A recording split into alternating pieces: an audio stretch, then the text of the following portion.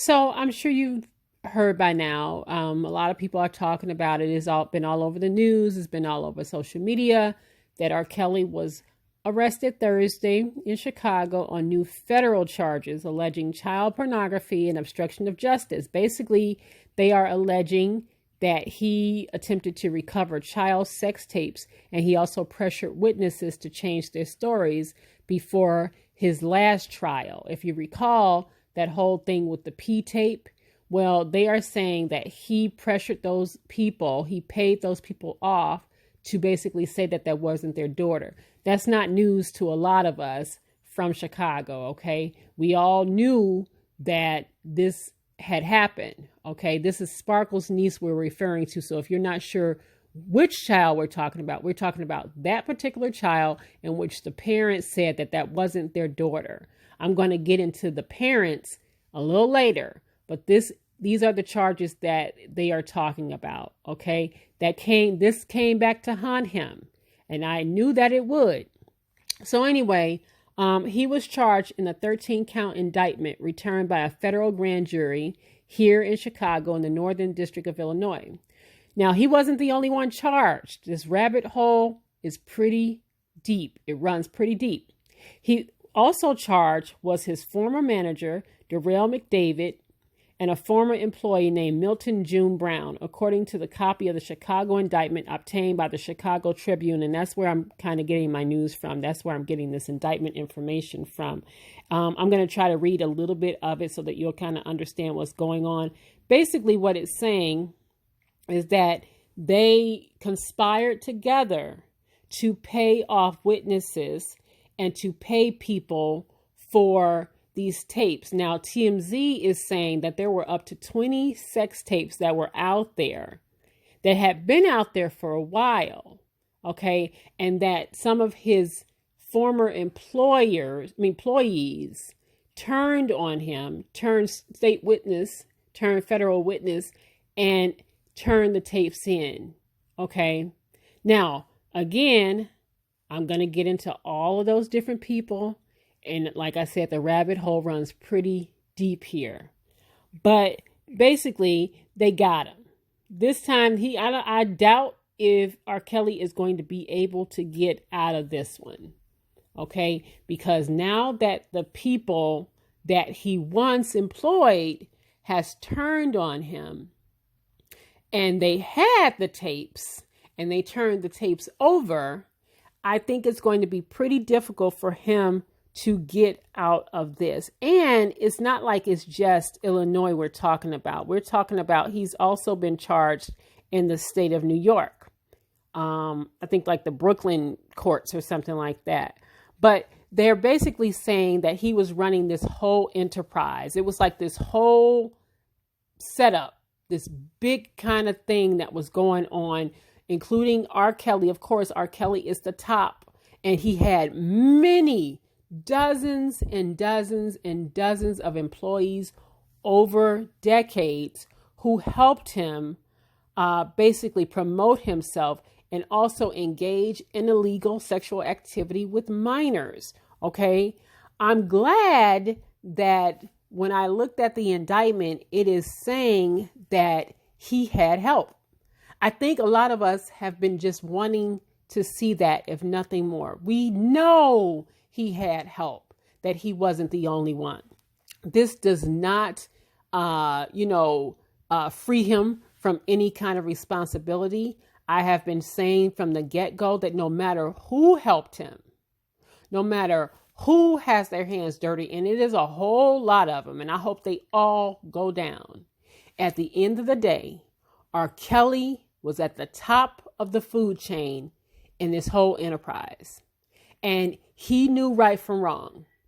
And he is the one who engaged in sexual activity with little girls. So at the end of the day, no matter who helped him, no matter how they helped him, he was responsible for the choices that he made.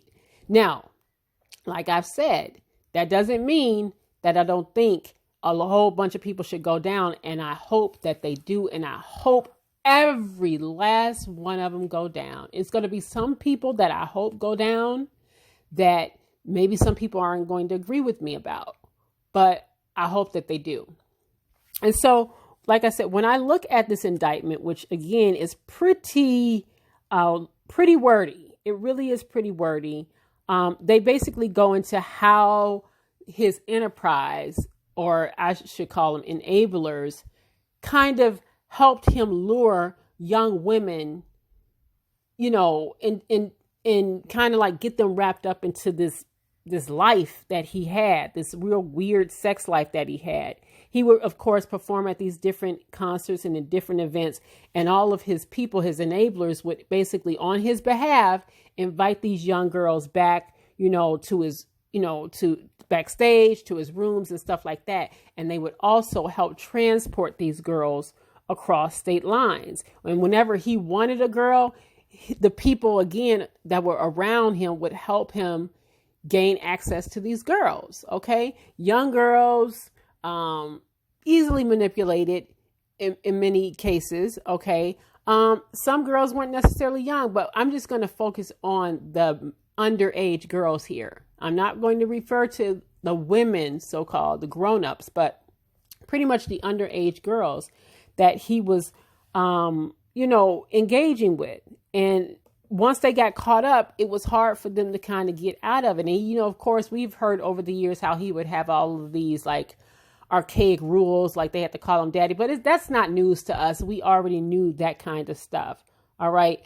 And the kind of stuff that he would do, like the mental manipulation that he would do to these girls, that's also included in the indictment. Okay. How he would demand absolute commitment to these women, you know, how he would have them recruiting and grooming them. They would be groomed for sex with, you know, with him and stuff like that. They would also have to engage with other girls, you know, all this kind of stuff. He would isolate them from other people so they couldn't speak to other people. Like I said, a lot of this stuff is not news to us. He's also, of course, been charged with racketeering, which basically means that he and his enablers, the people that's been helping him, including the former manager that's also been indicted and charged here, they've been basically bribing people. They've been bribing families, bribing these young girls for years with hundreds and thousands of dollars to basically say that this wasn't them. Okay, that they weren't engaging in any kind of sexual activity with them. And then he would basically pay off these young girls and pay off their families, right?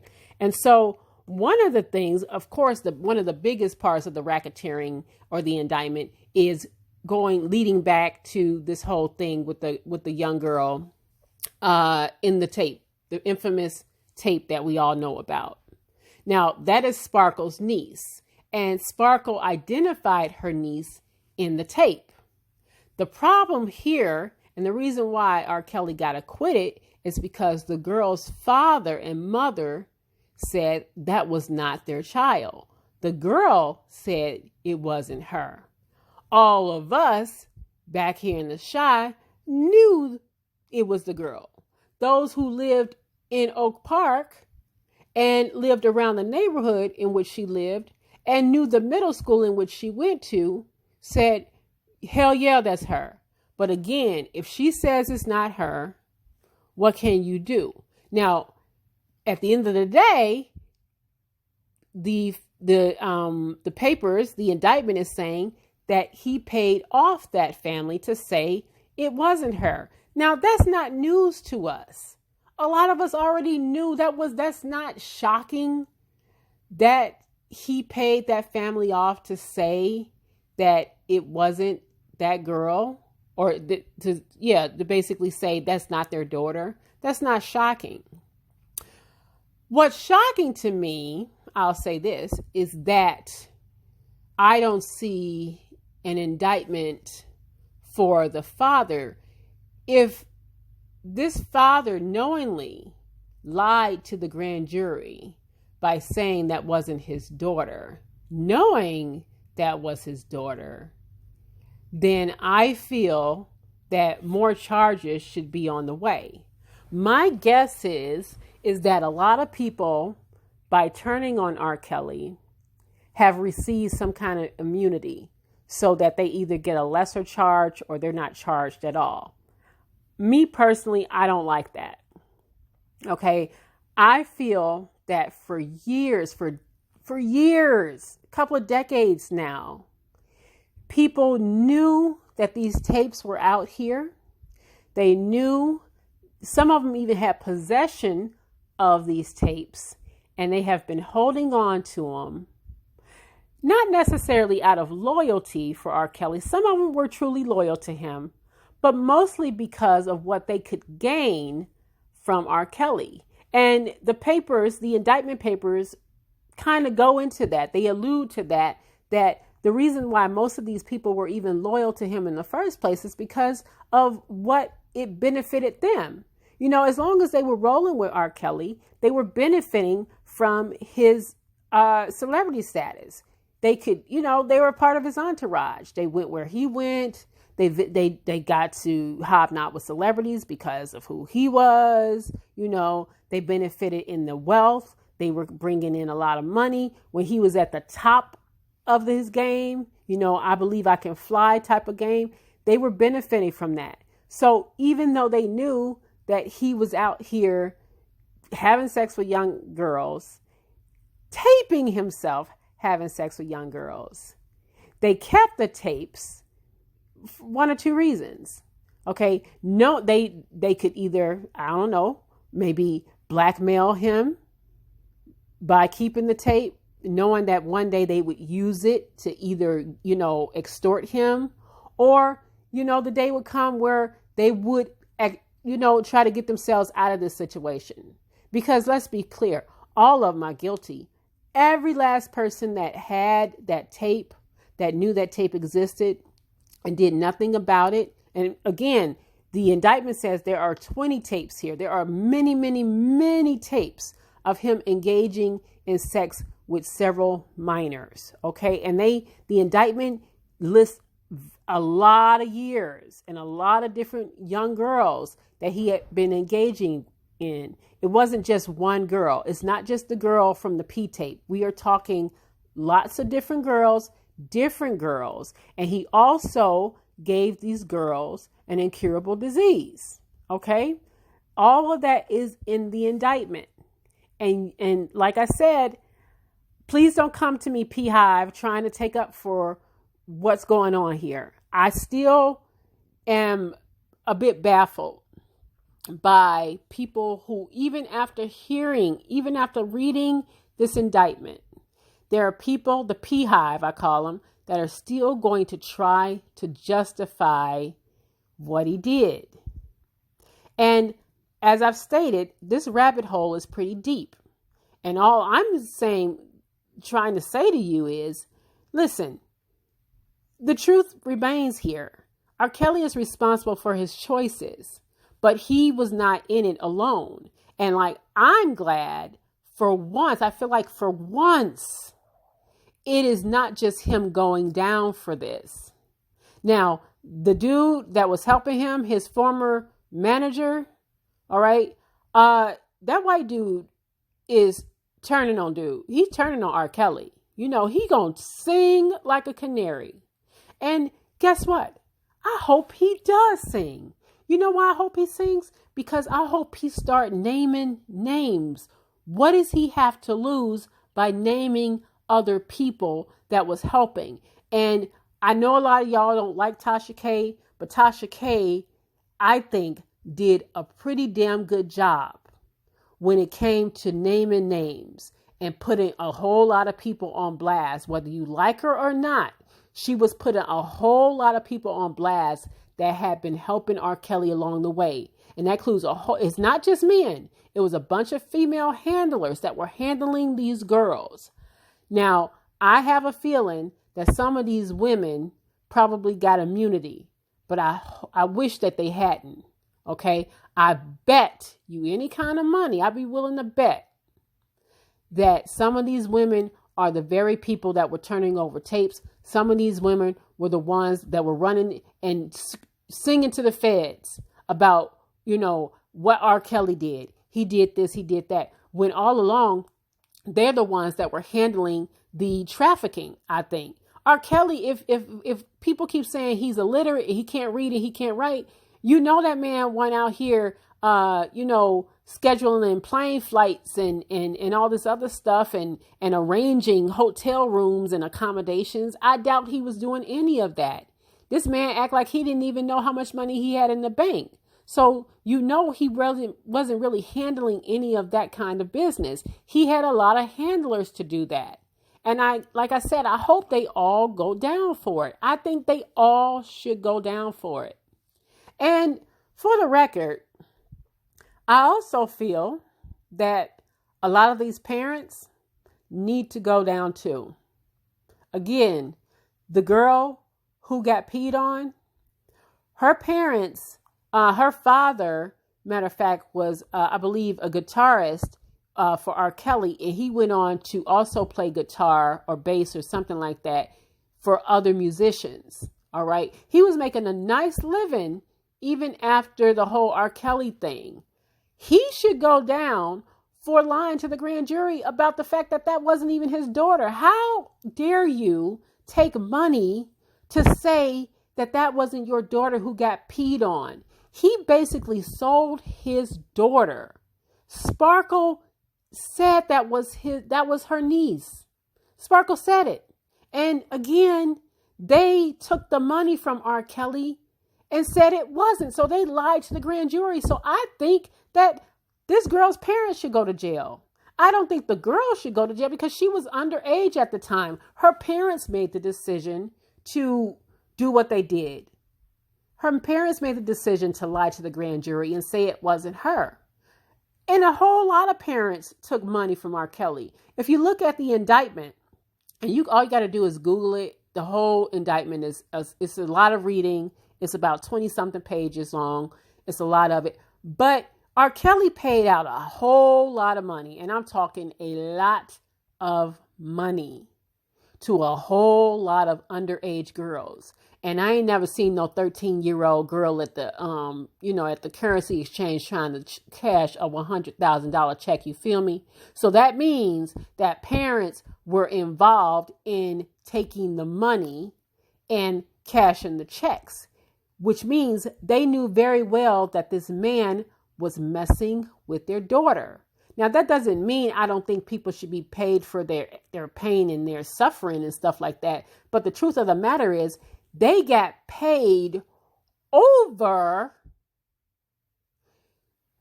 charging this man. They took the money instead of pressing charges against him. There you go. That is why I'm saying that the rabbit hole goes pretty deep. We are talking his enterprise, the people that enabled him, and the people that enabled him as much as the people that were around him, his workers, were the parents. These parents are not innocent. They're not. And I hope that whatever happens here, I hope that this sends out a message to a lot of these parents out here who are looking for a really quick way to let their kids get famous and stuff like that. Don't be sitting there handing your kid off for a quick buck. Don't sell your kids. You are no shit ass parent. You ain't shit if you hand your kid over for a couple of dollars. You ain't shit, and you should suffer for that.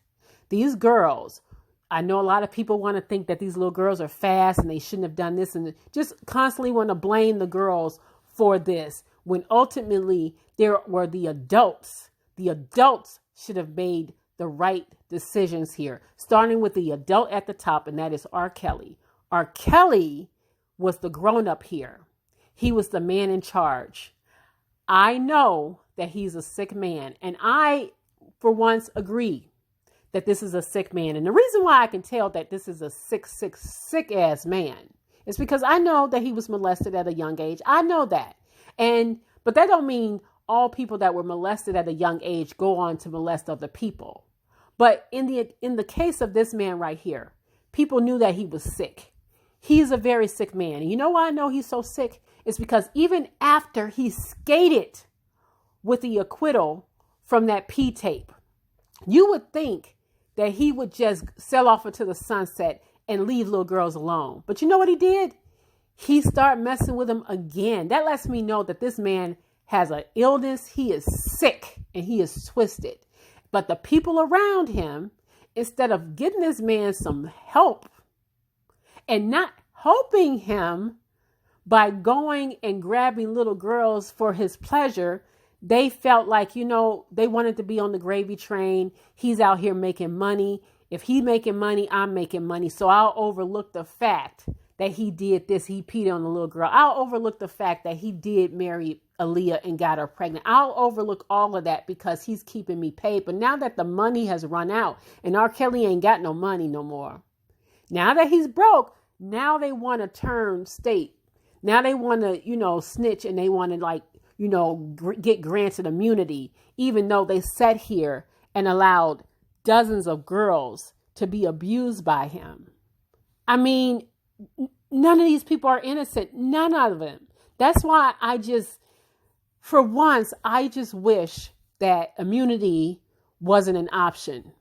This is one of those times where I wish immunity wasn't an option and they nabbed everybody and everybody had to go down that was involved in helping him with these young girls. I know that they're granting immunity because they want the big fish. They want R. Kelly. And like I said, the feds don't come calling until they got something that'll stick. We know that, right? But this, like I said, this is one of those times where I wish immunity wasn't an option.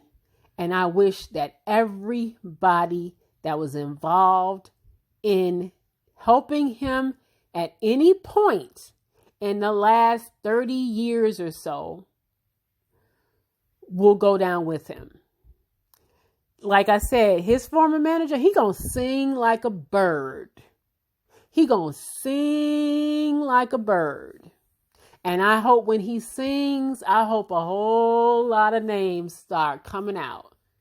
I do. I really do. And like I said, it's going to be some parents that y'all going to be like, what? Really? No. Yep.